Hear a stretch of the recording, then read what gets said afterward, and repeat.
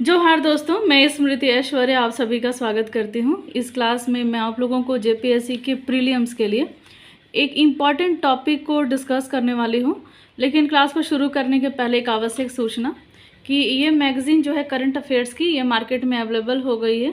आप इसे ले लें और स्टडी विथ स्मृति का ये करंट झारखंड का करंट अफेयर्स है और ये पूरे एक वर्ष का करंट अफेयर्स इसमें समाहित किया गया है। और सभी प्रतियोगिता परीक्षा वैसे ही जो झारखंड में आयोजित होती है और जहां झारखंड से प्रश्न पूछे जाते हैं, सबके लिए ये इम्पॉर्टेंट हो जाएगा। तो आप इसे जल्द से जल्द मार्केट से आप इसे ले लें।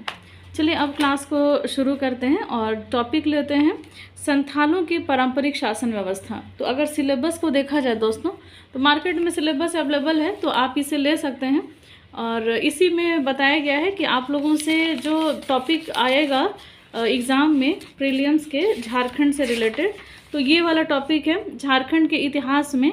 आपको यहाँ पर मांझी परगना शासन व्यवस्था पढ़ना है, जहाँ से एक प्रश्न आप लोगों से पूछे जाएंगे। क्या है टॉपिक? मांझी परगना शासन व्यवस्था, जहाँ से कितने प्रश्न आएंगे? एक प्रश्न। और एक प्रश्न जो होंगे 2 अंक के होंगे, तो ये बहुत ही इंपॉर्टेंट स्थान रखता है। अब चलिए हम लोग मांझी परगना शासन व्यवस्था को और डिटेल में हम लोग जानते हैं। देखिए, संथालों की यह शासन व्यवस्था है, पारंपरिक शासन व्यवस्था। और ये संथाल जनजाति झारखंड की सबसे बड़ी जनजाति है जनसंख्या के आधार पर देखा जाए तो। और इनका जो संकेंद्रण है, तो अगर मैप के माध्यम से अगर आपको मैं बताना चाहूँ कि ये जो संथाल हैं, पेन देखिए, मैप के अगर माध्यम से मैं आपको बताऊं तो संथाल परगना वाले जो एरिया में संथाल जनजाति जो है यहाँ पर निवास करती है। अब थोड़ा सा इसको हम लोग डिटेल में देखते हैं। देखिए, संथाल झारखंड की प्रमुख आदिवासी जातियों में से एक है। आप लोग अगर नोट करना चाहते हैं तो आप इसको नोट कर सकते हैं। और एक जानकारी मैं आपको दे दूँ, ये जो क्लास है मैं पुणे से ले रही हूँ दोस्तों। मैं अभी रांची में नहीं हूँ, कुछ मेडिकल इशू थे जिस कारण से मुझे पुणे आना पड़ा। और धीरे धीरे मैं सब आपको क्लियर कर दूंगी किस कारण, मतलब और भी क्या प्रॉब्लम्स हैं मेरे को और क्या उसका इलाज है, क्या सब कुछ मैं आपको आगे बताऊंगी। चलिए, लेकिन पहले क्लास को हम लोग करते हैं। देखिए, संथाल झारखंड की प्रमुख आदिवासी जातियों में से एक है और संथाल की पारंपरिक शासन व्यवस्था काफ़ी प्राचीन है। और संथाल झारखंड के आदिवासियों में प्रथम स्थान रखता है, जैसे मैंने आपको बताया। और संथाल परगना में 6 ज़िले आते हैं दोस्तों। ये है जामताड़ा, पाकुड़, गोड्डा, साहेबगंज, दुमका, ये सभी जगह हैं। देवघर जो संथाल परगना में आते हैं।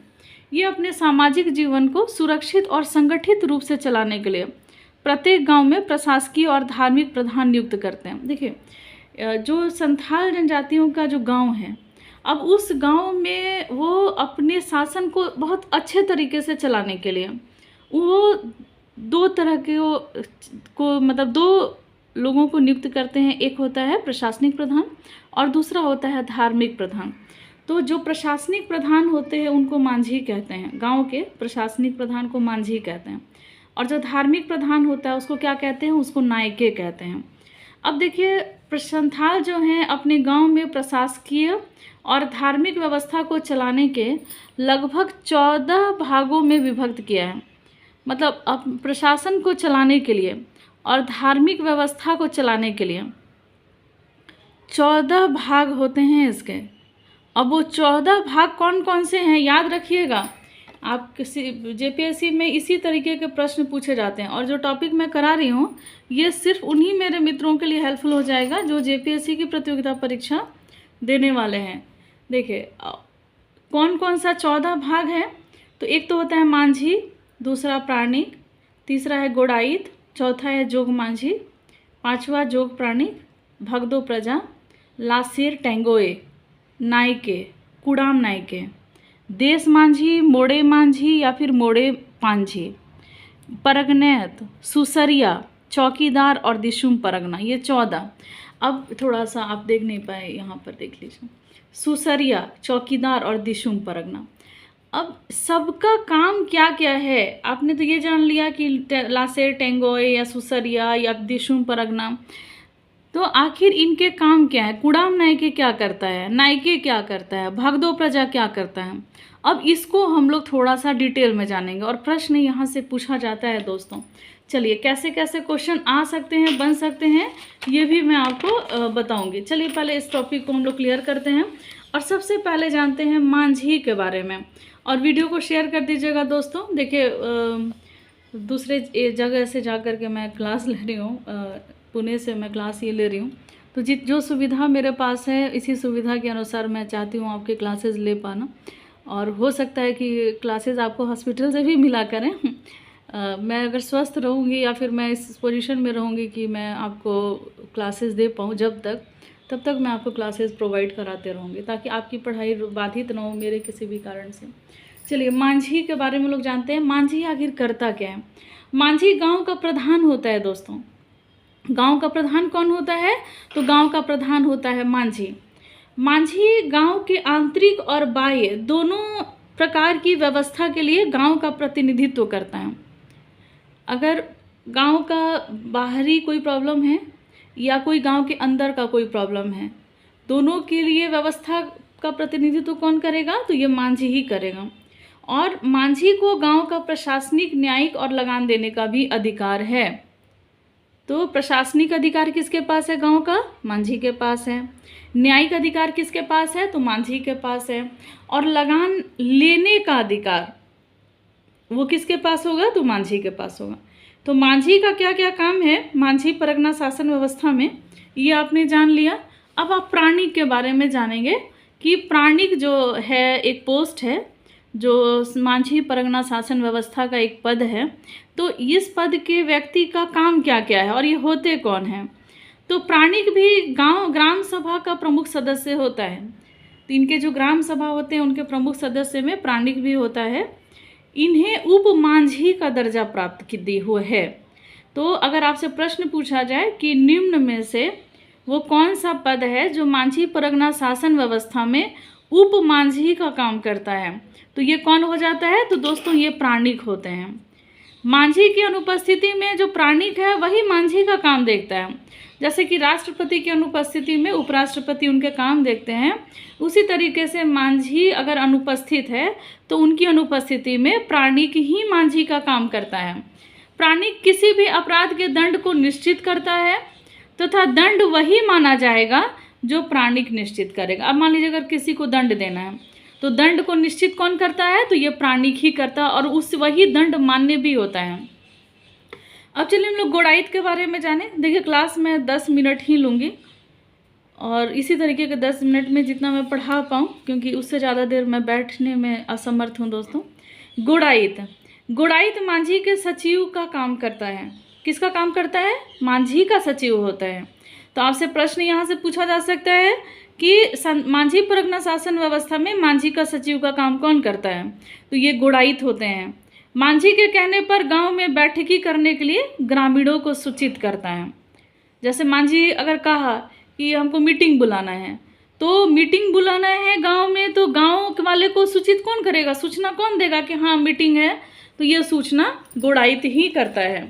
अब गौड़ाइत का और क्या क्या काम है? तो देखिए गौड़ाइत गांव के पूजा पाठ में खजांची का भी काम करता है। पर्व त्योहार के बारे में गांव में सूचना देता है और गौड़ाइत को पूरे गांव की जनसंख्या तथा परिवार की जानकारी रहती है। गांव की जनसंख्या कितनी है, गांव में कितने परिवार हैं, इसकी जानकारी किसके पास रहती है दोस्तों? तो इसकी जानकारी गौड़ाइत के पास रहती है। नेक्स्ट है जोग मांझी। अब देखिए जोग मांझी जो होते हैं ये उप मांझी का उप सचिव होता है। तो अगर आपसे प्रश्न पूछा जाए कि मांझी का सचिव कौन होता है, तो मांझी का सचिव गौड़ाइत होता है। मांझी का उप सचिव कौन होता है?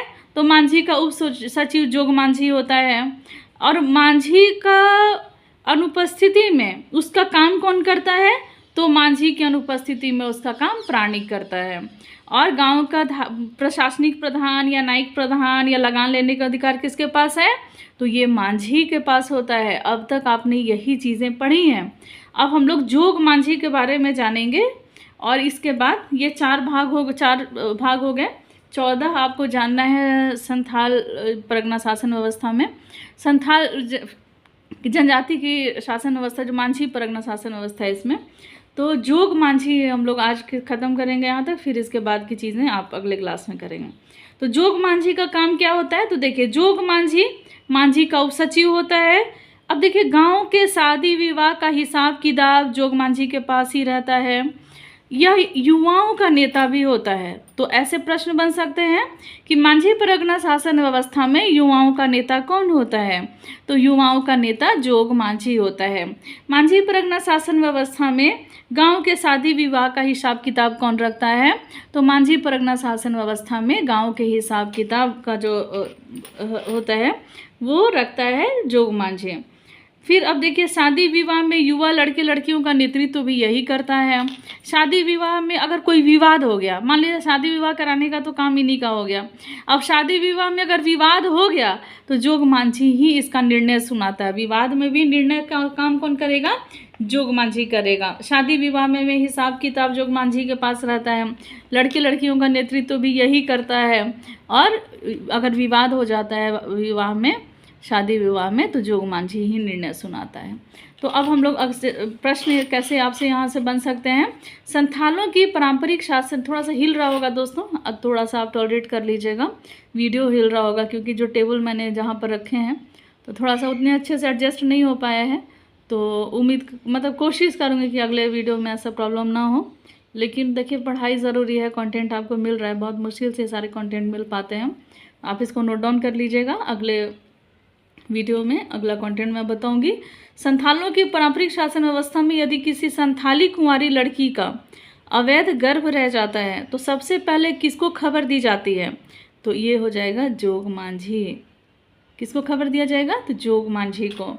तो ये इसका आंसर हो जाएगा, ऑप्शन नंबर ए इसका सही आंसर है। ऐसे ही कंटेंट के लिए आप हमारे चैनल पर बने रहें दोस्तों। इस किताब को आप ज़रूर ले लीजिएगा, करंट अफेयर्स का एक सिलेबस आपके पास रहना, अगर आप जेपीएससी की तैयारी कर रहे हैं तो एक सिलेबस आपके पास रहना ज़रूरी है। इंग्लिश हिंदी दोनों में ये सिलेबस अवेलेबल होते हैं। करंट अफेयर्स झारखंड का आप ले लीजिए मार्केट से, कंटेंट 1 बाय 1 करके मैं आपको वीडियो ऐसी तरीके से इंपॉर्टेंट वीडियो में प्रोवाइड कराते रहूँगी। और बहुत ज़्यादा आपको टेंशन लेने की ज़रूरत नहीं है दोस्तों। मेरे स्वास्थ्य को लेकर के दुआ करते रहिए। और मैं जहाँ पर हूँ बहुत सही जगह पर हूँ, सुरक्षित जगह पर मैं पहुँच गई हूँ, और उम्मीद करती हूँ कि बहुत ही जल्द स्वस्थ होकर के आपके बीच उपस्थित होंगे। तो आज बस इतना ही दोस्तों, मिलते हैं हम लोग नेक्स्ट क्लास में। अगर नोट चाहिए तो डिस्क्रिप्शन बॉक्स में मैं लिंक शेयर कर दूँगी, तो आप वहाँ से नोट्स ले सकते हैं। मेरा व्हाट्सएप नंबर नोट कर लीजिए, मेरा व्हाट्सएप नंबर है 9905917516। इस नंबर पे आप कांटेक्ट करके भी आप नोट्स ले सकते हैं। पीडीएफ जो है ये पेड होता है, क्लासेस ये फ्री होंगे, पीडीएफ आपको पेड होगा। तो आज बस इतना ही दोस्तों, मिलते हैं लोग नेक्स्ट क्लास में, लेते हैं आपसे विदा। धन्यवाद दोस्तों।